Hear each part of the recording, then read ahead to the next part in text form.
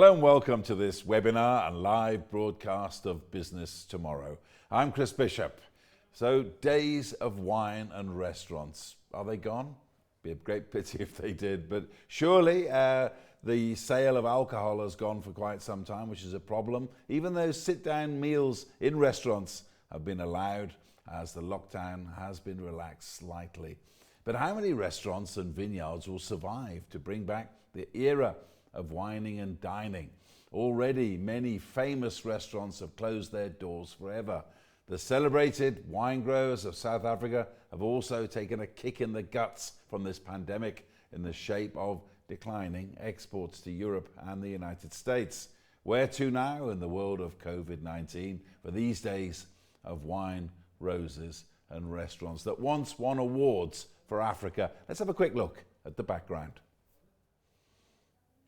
The South African restaurant sector is in crisis, and its world-famous wine industry is reeling with the effects of COVID-19 lockdown measures.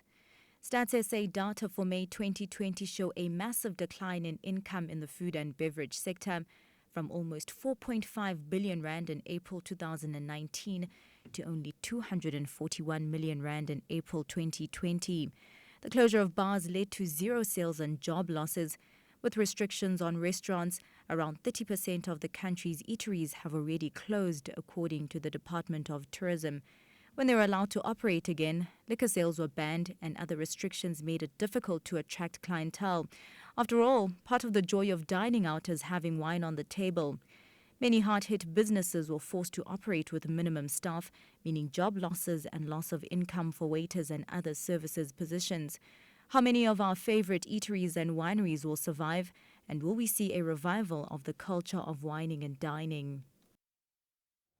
We have many more speakers on the line today from across the industry, and they'll be joining us throughout the thing. Let's have a quick look at who we've got on the line.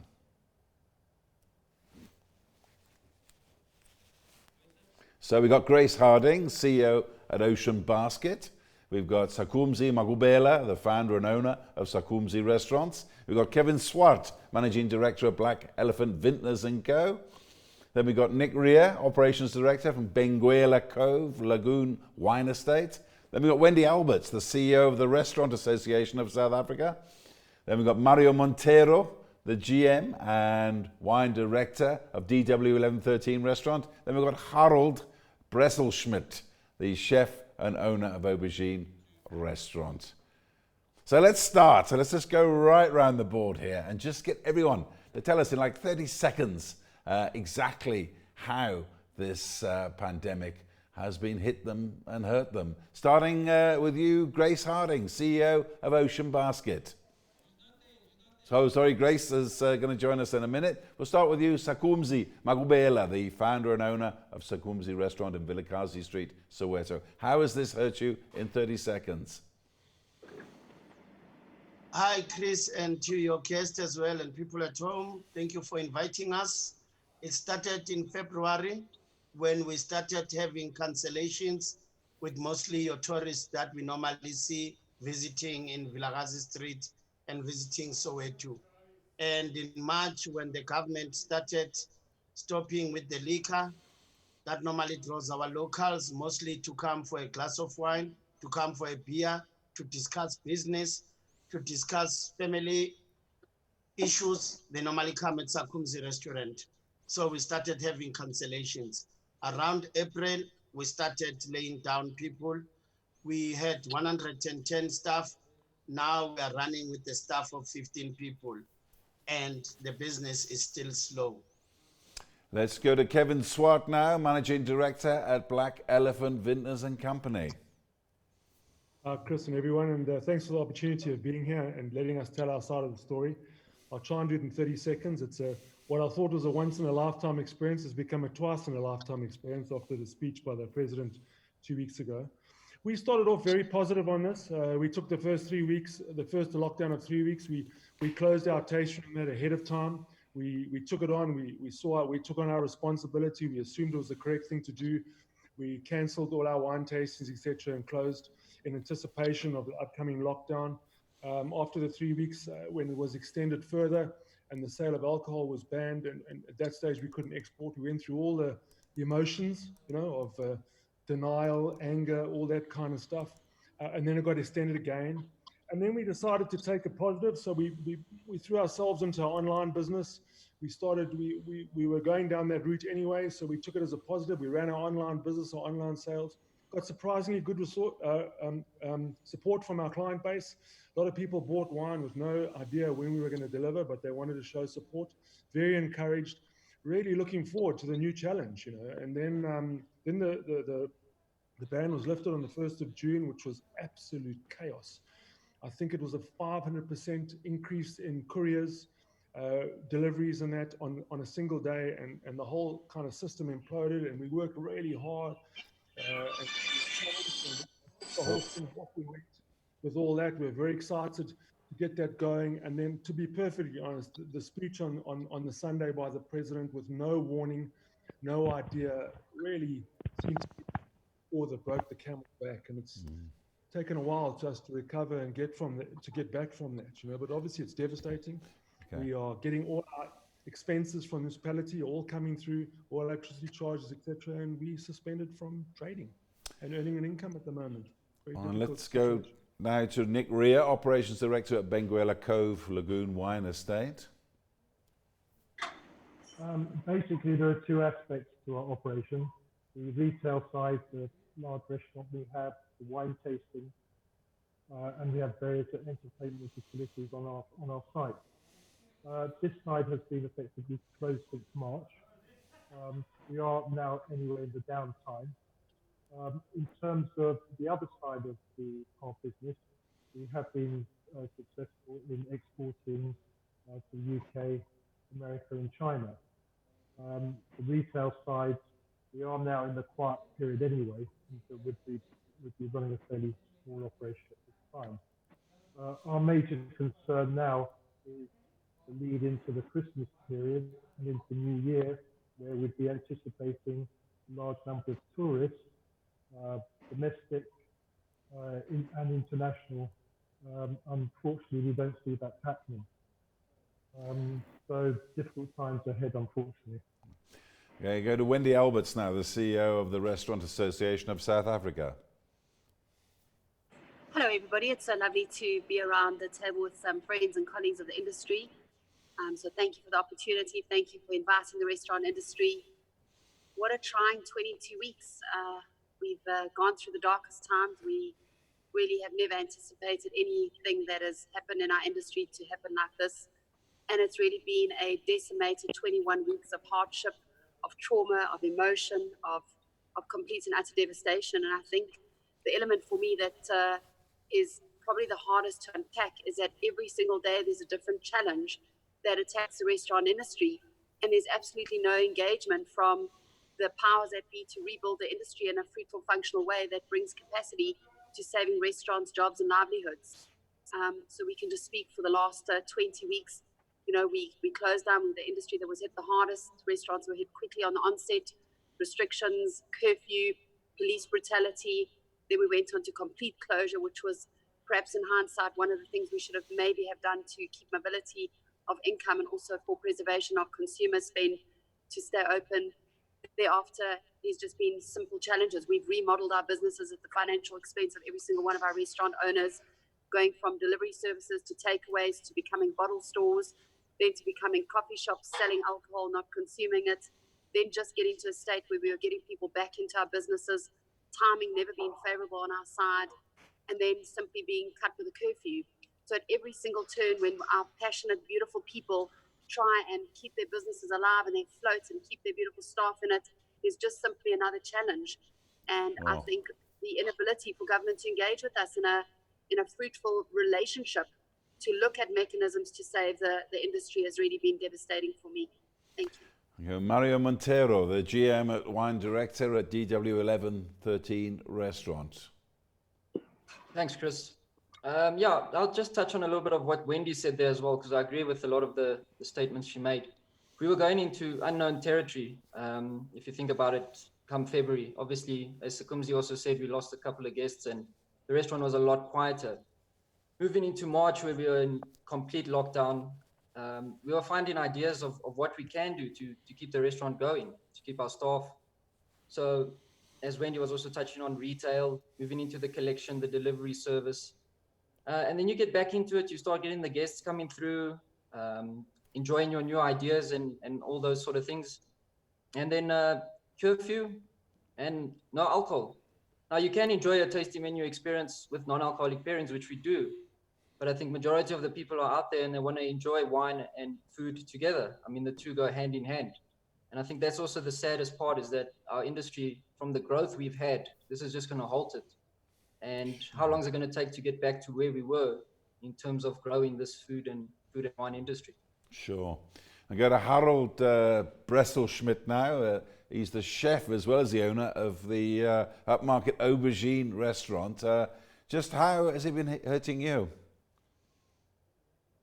Yes, Chris, we started also obviously receiving all sort of cancellations, especially in the function venue, Auslese, which we also have. We got a wine cellar there for wine tastings and wine launching in Cape Town. So all those lined up functions had been cancelled, obviously for months to come. And on the a la carte side, we had people were not sure yet of how severe this becomes in February, March, but I could see some of our regulars and also overseas visitors tried to get back into the plane, tried to get back home. And so we did have a very slow second half of March then and then until the lockdown, obviously. And we went quite positive into the lockdown, sort of saying that this is the good for all, to keep the numbers low and trying to play the game and understanding the whole thing, where it is going. Same what Kevin said, after the 3 weeks, we were a little bit disappointed that it carries on for another 2 weeks.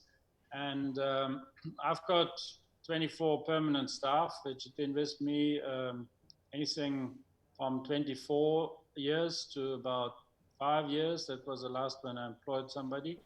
And so my staff is really with me all the way and it's been with us. And so closing is no option, but what the government throws at us is unfair for what we've done for the country and for the reputation worldwide. I think in our industry, in the wine industry as well, and the tourism industry. So all those three industries are getting really hard hit right now, which I'm not exactly sure why this has to happen. And it can't be just those hospital beds we're lacking for alcohol consumers who get out of rage if they drink a couple of beers. Last but far from least, the biggest operator of restaurants we have here on the line, Grace Harding, the CEO of Ocean Basket. Grace, what's been your experience? So on the good side, which is the whole story about don't let a crisis go unnoticed, but we're a bit tired of that now. COVID definitely accelerated a lot of the efficiency projects that we had on the go. So we've learned to operate more efficiently. Yes, we also went into takeaways and deliveries, and that has brought in a few rands and cents. And there's been such talk about pivoting your business. You know, there's all these new buzzwords now. At the end of the day, we are restaurateurs. And I totally agree with what everybody has said. The thing that's the most frustrating is the stuff that we feel we can do something about. So we can't do anything about the consumer feeling a little anxious. We on the screen can't do anything about the absolute high rate of unemployment. I mean, the official figure is 3 million. I think you can add a couple of 100,000 to that. But what is really frustrating, and I think the last straw that broke the camel's back, is the lack of consultation and collaboration. And we've reached out. I know many of the people on the screen have reached out and said, we want to help, work with us. But as everyone said, can't close a restaurant at 7:30 at night, not serve wine. The consumer's nervous as it is, and many of our customers are losing their jobs. But we need the leaders of this country to talk to us. Okay, now if I go back to Sakumzi Magubela at Sakumzi Restaurant, Now, it's not only an alcohol issue, a lockdown issue for you, also the tourism industry in this country is virtually closed. I know it affects all of you, but you in particular, down in Vilakazi Street in Soweto, you're a big relier on passing tourist trade. How has that made things even worse for you? It has caused us to a drawback because, as they've said earlier on, it's not all about, we used to serve buffet mostly. So we had to change to an a la carte menu. And who can do that for me? If I've been serving buffet for the last 19 years, I have to hire the best chefs to change my menu to be serving a la carte. Then we are serving liquor. Then we are stopped. Then we are told about the times that when we can sell, when we cannot sell. And we cannot be all of a sudden an off-sales place when we are a restaurant. If I'm selling my beer for 30 rands, who will come and buy a beer for 30 rand? So it's been tough, and indirect jobs that we made possible in Vilakazi Street, it's more than 900 people that are performing, that are DJs. We've got 10 more restaurants in the same street that are also affected with this. So it would have been better if the government or scholars or universities were doing a forecast. Where do they see our country in the next 6 months? With the crime that's gonna go up, what is it that they can do? With the money that is available for relief fund, where is that money going? Because with that money, we would be able to pay our staff or to pay for their rent, or at least to offer them money to pay to buy food. But at the moment, when the staff are calling, when are we coming back to work? What qualifies the 15 people to come and ask not to be working? Sure. So it's still a lot of confusion. Sure. So, Kumzi, if you just hold that thought there, we're going to come back to you. But Kevin Swart, if I talk to you, we were talking there about government relief funds, which are very fashionable at the moment. A lot of people are talking about them. But I understand you tried to go and apply to them, try and help your business, and you didn't get very far. Yeah, Chris, that's true. We tried as they came up. Largely, the websites crashed. They went down. You couldn't access them. We did a bit on the tours. We got 2 of the 3 months, and then it seems to have stopped and gone off again. We live in Franschhoek, which is a tourist. I mean, it's a tourist business center or town, or city or town, whatever you want to call it. So we see the B&Bs, we see the restaurants, we see the wineries. That's the focus of here. And there's very few, if any, success cases of people getting actual revenue and any help of any substantial amount. Okay, and if I go to you now, Mario Montero, I mean, talking about this rebuilding industry here, which we are, I mean, how much do you fear, you've been in the business a very, very long time, that people might actually fall out of the habit, apart from the fact not a lot of people have got spare money, but just fall out the habit of going out on a Friday or a Saturday like they've done for generations? Well, Chris, I sincerely hope that doesn't happen. I think we have to keep a strong hold on the customers that we have. And it's also up to us in these difficult times to try and innovate and change as much as we can. We have to make the people that are still willing to come out, we have to make them feel comfortable. So we have to follow all the procedures and protocols we can in order to keep them coming through to the restaurants. In the sense of the future, it's hard to say where we'll be in the next 6 months, the next year. But hopefully we can keep the good staff that we have, and people will stay interested in the industry. And as long as we do that, hopefully then people will still find the need and the desire to go out wining and dining. Well, Wendy Alberts there from the Representative Association, I've got to ask you the question there. I mean, have you done any work on this? I mean, how many of the restaurants that have been world famous in this country could actually just close their doors forever, you think? Wendy seems to have disappeared off there. We'll just carry on that. I mean, if I could speak to yourself, Harold, I mean, what do you think? I mean, we were talking about it before the show, how difficult it is for people to survive. I mean, What do you think? You're at the top end of the market with the aubergine, but I mean, how likely is it, you think, that restaurants might just shut their doors and go off and try something else? I think at the moment we need a lot of determination and also staying power. And it depends how you went into the crisis, or if you just invested maybe previous years. I've been going for 24 years now, so it's a slight different situation. But my fear is that we're not going to start the restaurant up the way we closed it down. And the longer it takes, the more difficult it's going to be. Also, there's so many open channels now to get food to your house and get food delivered. People are not going to rush back as much to the restaurants that they used to do before. And so the plan is obviously to keep those deliveries also going parallel, to maybe start a bit more in a simpler way, more bistro style, so you can also keep the prices at bay, because some of the guests are also hit by it. And and after that, there's going to be a big surprise coming our way, I think, of the reality, which we don't even anticipate right now. So I go to you, Grace Harding, as well. It's just a question that I would like to raise at this stage. There's been a lot of talk, even before this lockdown, of the idea of so-called virtual kitchens.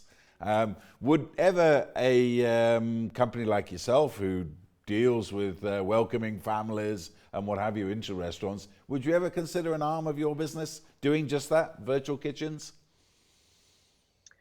The ghost kitchen concept is definitely the flavor du jour. And I think in countries like the UK, for example, or America, where there's huge volumes of people, it definitely is a great innovative model.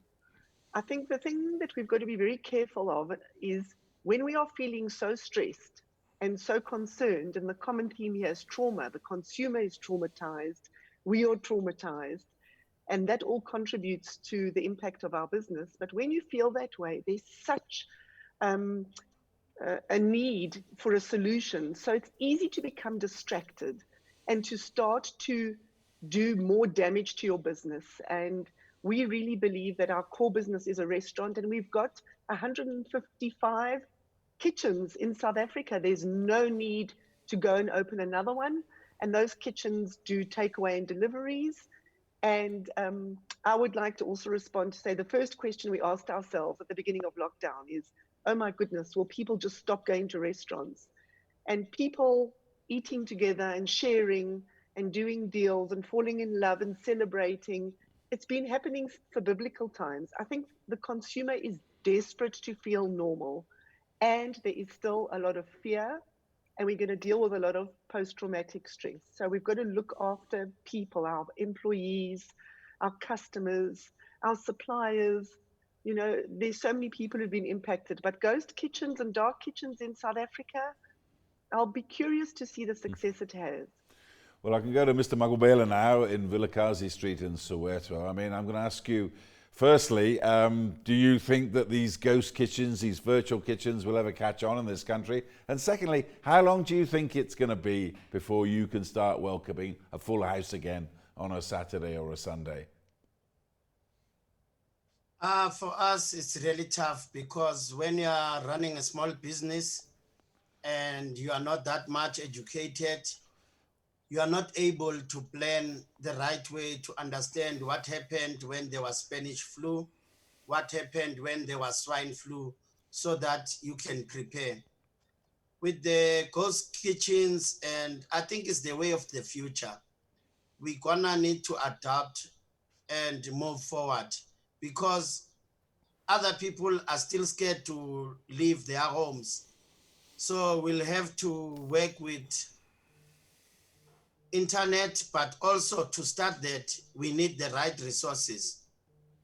The financial aspect, the delivery at the moment with what is available, it's expensive for us. I cannot afford, if I'm selling food for 100 rand and a 30 rand or 30% will go to the delivery people. So we need to restart our business afresh, and it's costly as well. Okay, well, I'm going to just move slightly now to the wine industry. We've got two big players on the line here, starting with you, Nick Rea. If a lot of people are talking just about restaurants, but for you, it's a big thing. I mean, for years, South Africa's been opening up markets everywhere, from Moscow to some of the emerging markets with exports, but it's not so simple now. Just give us an idea how you're going to try and get around this, if you can. Well, we have been actually very successful. We're a relatively new brand, and we're supplying quite a lot of wine to China and actually into the States. We find the market very good there as well. It is important for us to build up our profile, and a lot of our customers, overseas customers, come and visit us in SA. Unfortunately, that's not possible at the moment. Neither are we able to visit them. We're obviously looking at online means of wine tastings to our foreign customers. Hey, well, Kevin, I mean, you're also a fairly new but significant player in the wine industry. Your fear is not just the export problems you're facing, but also the future. You know, when people start signing contracts for wine grapes next year, I think is what your big fear is. Just tell us a bit more about that. Exactly, Chris, thank you for that. Yeah, I still think the accident, if we want to call it that, in the wine industry is still coming. We had a relatively big harvest in 2020, so there's going to be quite a bit of surplus wine around with all the lack of sales. But already we're seeing some of the big players cancelling their contracts for 2020 or telling their grape growers that they won't be taking grapes from them in 2021, sorry. We know some large players in the valley who can do something like 1.5 million litres of a certain varietal, and they are looking to sell 500,000 of that, a third of it. They're cancelling their contracts for next year because they're anticipating excess stock. So I think from a growing grape perspective, that accident's still coming at the next harvest. That's going to be really devastating. And then what do people do? Do they pull the grapes out? Do they plant plums? Do they plant peaches? You know, that kind of thing. I think wine is so much, we farmers, you know, and I use that with regards to myself, I use that term loosely, but wineries are farmers, and that's where it all starts. And just very briefly, Kevin, I'll ask you again. I mean, South Africa is world famous for its wine. Do you think this can continue when there's so many winemakers going to face going to the wall now, maybe? I think it's difficult. You know, everything's marketing and branding, and I think the initial halt on exports cost us a lot of position marketing-wise globally. Bear in mind, I think if you look at social media and you look at some of the things, there's quite a lot of support for South African wineries globally at the moment, and we might emerge from this as kind of survivors and stuff, and it could potentially be positive for us from a marketing perspective, but the shelf space will be gone. You know, they've got a full shelf space. People operate on contracts. You don't deliver. They put on the Australian, Italian, Spanish wine, takes your place. You know, so we travel as a small business. We're a small business. We travel a lot. It's been a big focus. We do about 50-50 export and local at the moment. So that's been good. The rand is helping to some extent at the moment. So we've got that point, but we're losing visibility. We're losing airtime, to coin a phrase. Moment. It's difficult to get that back. If I could come to you now, Grace Harding at Ocean Basket. I mean, it's not just the restaurants that are suffering. What about your long list of suppliers? Certainly they must be feeling the squeeze terribly. Just give us an idea of how you're dealing with that problem. So, as people were mentioning, that's the whole value chain, isn't it? I mean, it's the wine suppliers, the rest of the beverage people, small farmers. I mean, besides buying seafood and sourcing it internationally, every restaurant procures its own fresh vegetables and it's small bits and pieces. It's the logistics businesses. So the impact is just huge. And for the first time ever, you've got to phone your suppliers and say, we can't pay you. But everybody knows all this. I mean, we've been speaking about it so much, and I think we're almost used to it now. Like this is just the way we've got to go through it. If only we could have a plan for the next stage. I think that that's what I'd really love to do, and I don't have any ideas. I'm not sure what help the protests have given us. I mean, I really admire everyone for participating. It was incredible, but we seem to be ignored and then, shot with rubber bullets and all of that stuff. So what's going to happen next? There's a whole thread of people who've suffered. UIF hasn't been paid, TERS hasn't been paid. And we've heard comments that the government is very concerned that too many people who work in our restaurants are foreigners, but the data is not that accurate, and also we not quite sure what to do if these people are allowed into the country and they're working and not stealing and they're earning a living. So there's lots of nuances that tap at the wound, and pour a little bit extra petrol on that fire. Well, if I come to you now, Wendy Alberts, you're the CEO of the Restaurant Association of South Africa. I just want you to just give us a bit of comment on that. There was a big protest last week. Restaurant owners were moving their chairs and tables into the street to protest. How vital is your industry? How many people does it employ? And how much has it become like a bit of a forgotten industry in some ways?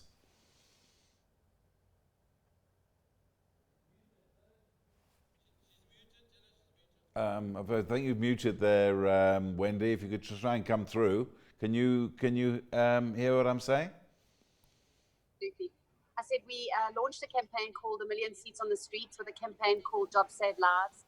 It really was to highlight the devastation that has taken place over the last 21 weeks within the industry.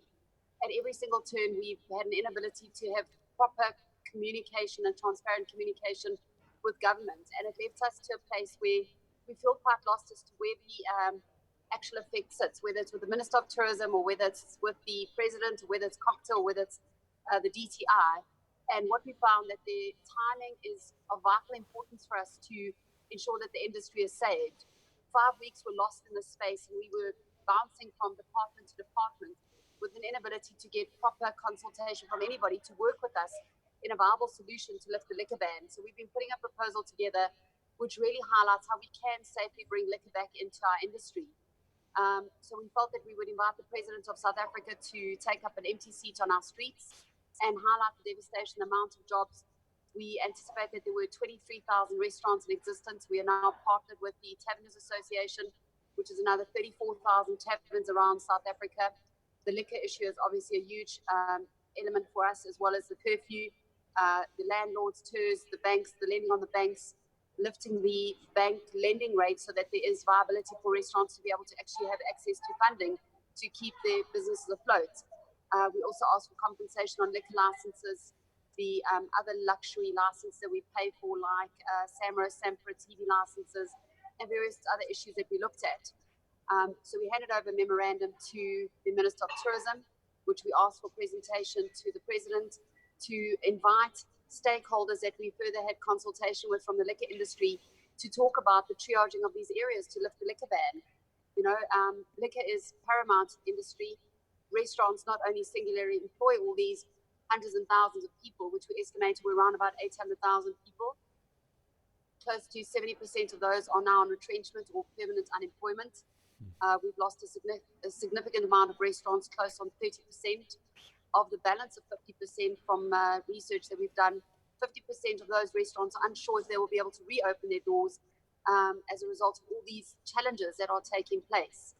So notwithstanding that, we handed this memorandum over to engage on looking at ways to safely bring alcohol back into our businesses and also into the industry. It's significant to our restaurants, it's significant to the landscape of South Africa, to our culture, to society. It's part of the experience of a restaurant. And without us finding ways of consultation, we allowing far more restaurants to close down.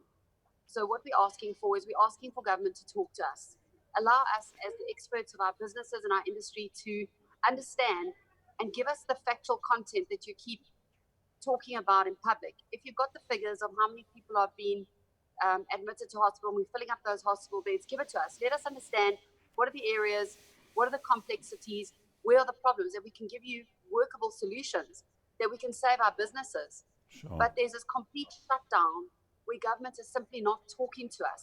Sure. And they seem to be pushing us from one ministerial division to another ministerial division. And in the turn, we are losing hundreds of thousands of jobs and thousands of restaurants as we Sure. currently sit and speak. Well, if I could come back to you with that question, Sakumzi Magubela at Vilakazi Street in Soweto. I mean, what do you think? You're on the ground out there. I mean, is the government doing enough for you, or what more could it do? As I said earlier on, it would be nicer if they can have a nice forecast. Our people, they need to be paid, or they need to be eating, or they need to be paying rent wherever they're staying. It's a sad story that if they are saying they won't be catering for people that are foreigners when our borders are opened. So really, it's a sad story. We have a beautiful country in South Africa with nice weather, but if now there's gonna be crime in the next 6 months or a year, there must be a solution somewhere. Who has been paid with this, on the UIF side? Who has been paid on the relief fund? We could be paying our staff. We could be training our staff so that when the economy opens, we are ready to tackle the economy. Okay, the staff could be doing something. Sure. If I could just come back quickly to Harold there. On the UIF front, you were saying that you not had much joy out of the system, and some of your waiters obviously were struggling with the curfew as well. I mean, just give an idea of your experience. Yeah, the main issue was when we first started and the offer was made by the president on camera that there will be billions and billions here and billions there, and they're offering the tiers UIF of 32% or 38%, we pay 62%. And I said to myself, okay, we can try to pull all 25 through, but you must remember that in our industry, a big part of the salary, especially in the service side, is tips. And those tips are falling away 100% if you not operate. And then basically, if you, let's say, earn 10,000 Rand with tips, suddenly you only earn 6,000 Rand. If you then only get 60% of 6,000 Rand to pay your rent, your food, maybe even your school fees and your normal cost of living, and you're not getting that 38% coming to you, which then rounds up to the 10. That is where the problem came in, and they only paid April, and that was only end of May. And now for May, we received some, but not all, and the foreigners were not paid, although they've been paying UIF as the locals do. And I agree with Wendy that if you leave them in the country and they're doing a great job because they're working in the industry as honest people, then we benefit from it. We benefited from our reputation, you know, the reputation of good service in this country, of friendly service. People are smiling, even if they're not always in a position to. But that is our forte, and that is what we need to defend. So if I could now go to Mr. Montero. Now we're getting our first questions coming from our online audience, and this one goes to you. The question says, most businesses globally have been hurt badly, but the restaurant business has been hurt particularly. What about other stakeholders like property companies? Have they given you any necessary waivers? If not, what's the best way to hold real estate companies accountable at a time like this? Well, that's a very good question because it was actually something I was looking at raising, in the sense that not all of the landlords that we occupy their space are as lenient in the sense of what they're offering in terms of better pricing and in the sense of giving us better options, because we can't afford to pay full rental when we are not trading or not operating. So that is a key element to us and a lot of restaurants surviving, in the sense of some leeway. And at the moment on our side, it's not been too easy. Hence why we're trying to do all the other options in terms of deliveries, collections, retail, to try and keep the restaurant going and build as much revenue around it. But we are in constant talks to try and get around the whole rental landlord situation. Okay, and just I heard a little interjection there. So, was somebody on the line there wanting to comment on that with property companies? Not at all. Okay, so I shall move on to the second question, which I think goes to you, Wendy Alberts. This is from our online listeners. Now, there's been a lot in the press about the insurance industry not coming to the party in settling claims under the business interruption cover that many businesses have. Now, in the industry, united as a class action to take on the insurers, is that possible? And to what extent should the industry take the potential systemic risk to the financial services sector into account? Wendy Alberts. I think if we just look at the last 21 weeks and we apply ourselves in what could have been done to actually save the restaurant industry, I think that the lack of intervention and the lack of engagement from government to talk to us, to look at how, one, our business is structured and how they can assist us. So whilst they've remodeled our businesses every turn, being deliveries, takeaways, bottle stores, coffee shops, not being able to trade as full sit-down restaurants, the limitation on that hasn't allowed for any relief. And what there should have been done is this consultation for us to actually sit down and say, right, if we sort out, one, the leases with the landlords and we all went back at 8 to 10% turnover clause, restaurants could stay open and staff could maintain employment. Those conversations haven't really taken place between the Reserve Bank and the commercial landlord, which is something we're now trying to activate and start looking for relief. Because if we can get this relief, that would also bring a sense of sustainability to the restaurant sector. But you're absolutely right. From the onset, from week 2, when we made application to various insurance companies, the insurance companies quickly turned down the claims and quickly changed policy wordings or cancelled policies as a result of this, which was absolutely irresponsible on their part. Our restaurants have paid luxury premiums for these products, and they deserve to be paid out on these policies.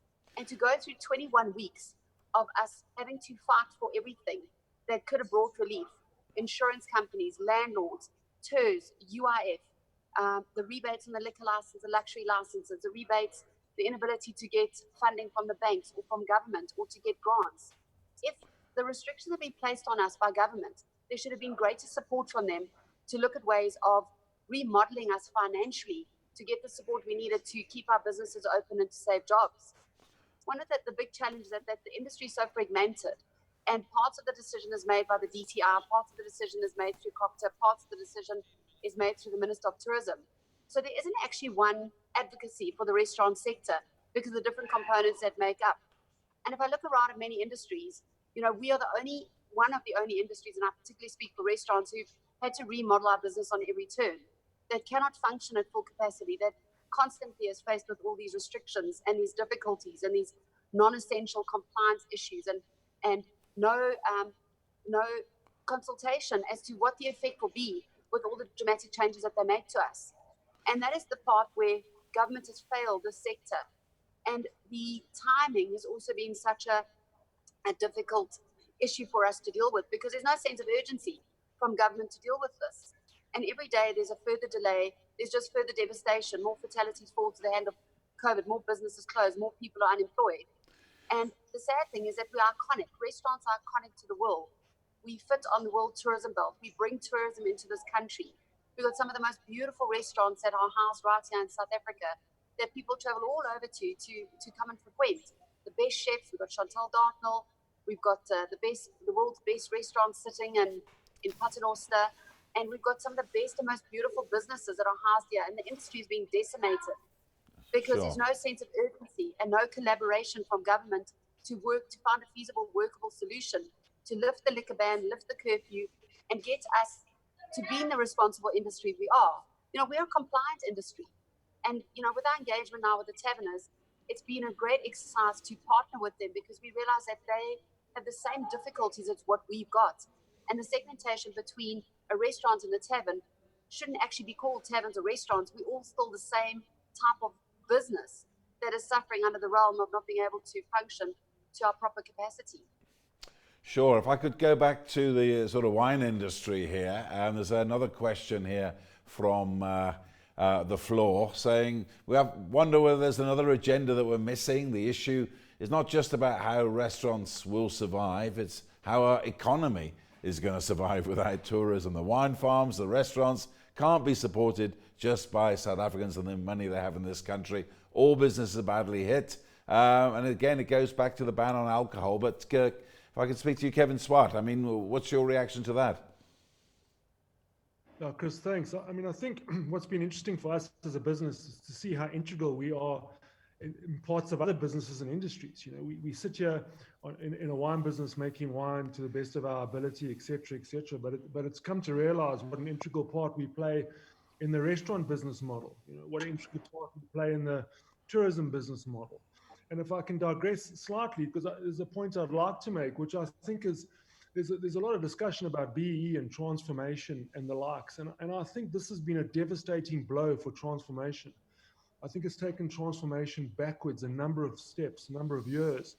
Because what you don't see, you might see a restaurant owned by a white person or whatever the case may be, but you don't see the supply chain, the fishmonger, the grocer, the baker, where all the South African dream is to start up these little businesses and transform them and support them. We have programs in place and we have points and stuff and all these kind of things that are in place to encourage transformation and to grow the entrepreneurial spirit of South Africa. And I think we've gone way back because these small businesses are the ones that are getting hit the hardest with the least resource.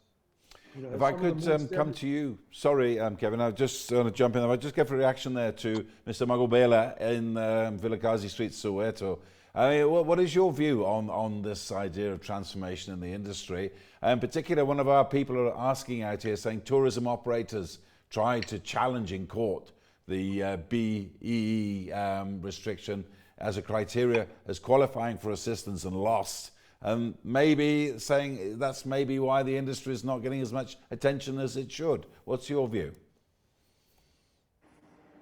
For me, I'm surprised that the tourism was challenged in court because of BEE. What is BEE? Where is it working? We know we've got words like BEE and we can't even spell them. Who do you know that was supported because he's black? Sure. In this industry, who is black that is doing well? So in South Africa, we've got a beautiful country, but mostly with confused people that are talking about things that they don't even know. Let them tell me one company that is black that has been supported by the government. Sure. And I'm not related to no one in the governing party, so I'm not supported. Whatever I have done, I've started from scratch to be where I am. And what I would be saying, instead of us looking at the government every time, to add on what Kevin has just said, let's look at corporate companies. If we are talking value chain, I buy a beer for 15 rand and I must sell it for 20 rand. Who is making money? It's SAB. For them to keep on making money, they need to come back and support me so that I can be in business to make money for them. When I'm talking value chain, I'm buying things at Messmart. What is Messmart or Macro doing for me? Giving me 1%, 2% because I'm BEE. And if I was white, I would be getting 10%. And if I'm spending 200,000 a week, 200,000 a week or $1 million a month, what is 2% of that? And saying it's a rebate. If I was white, I would be getting 10% or 15%. What is 10% of $1 million? That's 100,000. So we should be going back to big corporate companies. What are they doing to support us so that when the economy opens, they are able to support us? Sure, indeed. Well, if I go back to you, Mr. Ria now, also in the wine industry, there's a thought for you. A lot of companies are holding on to their cash at the moment, the big corporates. A lot of them got it locked up in their balance sheet. Wouldn't it be a gesture of support for a massive industry that employs something like 800,000 people that you're in. If they came to people like you and said, okay, we're going to give you a contract for the next 3 years, we're going to give you a couple of million rand in advance to help you through this time, how likely do you think that would ever be? Unfortunately, it's very unlikely. But, I think the real issue is we need the customers back. From the point of view of the winelands, we need the tourists from the rest of Africa, Europe, and America. Unfortunately, the problem with international tourism predates COVID. There were difficulties with for families traveling to SA requiring unabridged birth certificates for children. Fortunately, that's been taken away just now, so that will help. The perception abroad of South Africa in terms of violence has not been good over the last few years. I very rarely see in the UK media or television adverts for South Africa. We ourselves promote South Africa through our two hospitality units in the UK. We have 2 vineyards there. We heavily promote South Africa, and we get visitors actually coming to visit us over here. But I think we've really got to attack this foreign market and get tourists back to South Africa. When friends ask me about coming to South Africa, I tell them, don't come for 10 days, don't come for 2 weeks, come for 3 weeks. South Africa has an awful lot to offer the tourists, but we're not getting it out there. Sure. Okay, well, I say we're getting near the end of this broadcast of Business Tomorrow. We've talked a lot about the problems in the last hour. Maybe we should close this maybe with a little bit of optimism, but also talking about solutions. I'll go around my entire panel of 7 people and ask, what is your solution for the restaurant and wine industry to emerge from this COVID-19 pandemic? Starting off with you, Grace Harding, CEO of Ocean Basket. Not fair. I don't know if I have a solution. We are focusing on what we can do, what's in our hands. So for now, we can only control what we can control. The solution is to get the economy going. That is really the solution. The solution is to allow responsible people to have a couple of glasses of wine. And I respect that the government is nervous about other stuff, but it feels nonsensical. The solution is more collaboration. The solution is open communication, and for all of us to stick together, the landlords, the other restaurateurs, so to shift to a culture of we all do well and we support each other. And that, I believe, has been a good thing that has come out of it. There is far more collaboration I'm experiencing. I mean, people phone me, we run training workshops for other restaurants, one-man bands who don't have access to all of the stuff. So I don't have an answer. I just try and focus what I can control, and I wish that the government would hang out with us and work with us. It would make us feel a lot better. Sakumzi Magubela at in Soweto, Vilakazi Street. What would be your answer for the future survival of the industry? For us, if we were to be like animals, with lions, when they hunt in packs. As a restaurant collective, as RASA, if we're to go to DTI, the DTI has about 10 funds. We should be knocking there to say they must assist us. As RASA, as the restaurant collective, if we're to go to corporate companies, we understand our value chain. Who are we supporting a lot? Those people must play their part. They need to support us so that we can always be able to support them. Okay, Kevin Swart, Managing Director at Black Elephant Vintners and Company. How would you see a recovery in the restaurant and wine industry? Well, firstly, it's very simple. We need to start trading again. Without that, anything is academic. We can't do anything if we can't sell and we can't operate. So firstly, we need to start operating again. Of that, there's no doubt. Secondly, I think from a wine perspective, we're an incredibly regulated industry. severely regulated industry, licenses, etc. Just police those rules, police them, put them in place, make sure people adhere to them, and make sure they stuck to it, and people understand the consequences to that. I'll use an example, and I've got a lot of stats here on that. But, when you get in a motor car, you run the risk of dying. You run the risk. There's 15,000 car accidents a year. People die in car accidents every time you get in, but we never for once think about banning the car. Okay, we put rules in place. We put speed traps in place. We put road signs up. We send people for training. So we put people in the best possible position, hopefully, to not abuse the laws of the road and to obey them. And before everyone jumps up and down, the latest stats I've got, it's like 2% of fatalities are alcohol related. So it's not that big in the car industry as everyone thinks, or the motor accident industry. And I think, we all understand the risk. We all know what it is. We all know the story. We all know every time we get in a car, we run the risk, but we stick to the rules of the road. We hope everyone else does, and we all function accordingly. And I think we can do that in the wine industry. We have rules, we have regulations. If we adhere to them, it's about as safe as it can get. And Nick Rea, Operations Director at Benguela Cove Lagoon Wine Estate. I feel very much that health has to be a personal issue and personal responsibility. The policies that are currently in place are not going to work. We need to open up the economy. South Africa and the rest of Africa have unique problems. The problems are being addressed in a manner that basically suits America or a European country. There are unique difficulties here. When a person in a European country is out of work, they get social security, very generous social security. That is not the case here. We need to open up the economy. We're just a symptom of a, quite frankly, economy that is sick and being closed down.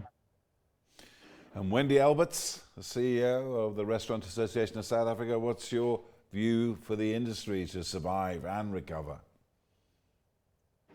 I think that, hardship shows no discrimination, and everybody that's working in the hospitality industry, the restaurant industry, that's directly employed or is a service provider to the extension of the restaurants is taking strain and suffering. And this is not a time to watch the dissemination of the industry to bring advantage of transformation. Key fact now is to save the restaurant industry, and there are factors that could be done. The liquor ban can be lifted, the curfew, and obviously the mobilization of the leases and bringing those leases to an affordable space that allows us to keep our doors open. I think government also has a responsibility to us to move us from a state of this morbidity and this depression that we're currently living in this country to allowing us to have goodwill with them, to be able to enjoy the pleasures of life, to be able to go to a restaurant, to be able to have a glass of wine, to be able to go to the beach, to do the things that we love in a safe way. We've now lived with COVID now for close on 6 months. We understand the impact. We understand the consequences. We know what our responsibility is in slowing down the curve, in sanitization. It's been impacted and impounded. We've lost so much in the process of this state of understanding what COVID is going to do. But government cannot just turn the key off to our businesses. They can't lock our doors. COVID is going to be here for a long time. And doing what they're doing now is with making people hostile. And it's making people resent the government. And it's making people resent what is currently happening in the country. We need to lift ourselves out of this dark place, and we need to work together as communities, as industries, with government and private sector to look at mechanisms and to start the dialogue to rebuilding our space. We can't destroy everything we built. Years and years and years of building these beautiful businesses, people's dreams, hopes, the last bit of money that they've invested, pensions. There are people whose livelihoods. I talk to beautiful staff who are waitresses who haven't had an income for 21 weeks and they can't pay their children's university tuition or their schooling tuition. There is no discrimination in the space that we're in. And I'm pleading to government to open the lines of communication, stop turning off the lights, stop shutting the doors, stop making it difficult for us to run our businesses. We've got solutions. We've got opportunities to revive and bring life back, to bring magic and to mobilize our place. Just talk to us. It's the least you can do. Respect us as business owners. We contribute to the GDP. We are taxpayers. We are employment people. Don't turn off the lights completely. Okay, and Mario Montero, the GM and wine director at DW1113 Restaurant. Well, Chris, I mean, a lot has been covered in the previous comments. But one thing I think we haven't really mentioned is that the industry itself is really tight-knit. You know, it's an industry that we deal so closely with everyone we work with. You almost think that you spend more time with the people you work with every day than you do your actual family. And it's hard when these sort of things happen and you have to let people go and restaurants closing down. I mean, those people are like family, the amount of time you spend with them. So in the sense of a solution and how do we move forward, as Grace said, that's a difficult question to answer. But I mean, we got to do what we can do at ground level, and that's in the restaurant itself. Make sure everything is in order, all the protocols are in order. You got to make people feel safe and that they want to come out and they feel safe eating in the restaurant or getting food from the restaurant or wherever it may be. On the wine side of things, it's really difficult. And I feel for the guys, Nick and Kevin on the panel at the moment is how difficult it must be in their sense with regards to this complete ban. It's hard enough for us as restaurants, but having to deal with that on their side is extremely difficult, I can only imagine. And finally, we go to the Aubergine Restaurant and Harold Bressel-Schmidt, the chef and owner there. Just leave us with a parting thought here. How would you see the way out for restaurants like yours in these difficult times? For me, after everything has been said, what's relevant here, I just can add that we need to open immediately to save these employees who are still getting some money, and we have enough unemployment, which is going to create huge problems. And so we need to open and run our businesses under the COVID instructions. We need to live with COVID, and we can. I think there's no reason why people should infect themselves in restaurants more than and that glass of wine too. You know, it's not going to add to our COVID numbers as such, and it keeps the economy slowly going. And if we don't start soon, we're going to have a huge problem because our season is upon us. And if that season doesn't happen at all, then there will be a next winter. And for us in Cape Town, the winters are significantly worse than the season. So I can only appeal to let's open up, let's take people responsibility, let them do their own risk assessments a little bit as well, because I think you do it on a daily basis in your own life. And then we'll get back on our feet, and it will be slow. But I think that is a must now, because we can't wait any longer. Well, thank you very much, Harold, and thank you very much to my esteemed panel here. Grace Harding, the CEO of Ocean Basket; Sakumzi Magubela, the founder and owner of Sakumzi Restaurant in Soweto; Kevin Swart, the managing director at Black Elephant Vintners and Company; Nick Ria, the operations director at Benguela Cove Lagoon Wine Estate; Wendy Alberts, the CEO of the Restaurant Association of South Africa; Mario Montero, the GM and wine director at DW1113 Restaurant; and Harold Bressel-Schmidt, the chef and owner at Aubergine Restaurant in Cape Town. I'm afraid that's all we've got time for on this final edition of Business Tomorrow. It's been fantastic to be with you across the continent, looking into the issues of how industry and business can start up again in the COVID-19 pandemic. I say it's been a pleasure all the way, and from me, Chris Bishop, and the team, it's goodbye.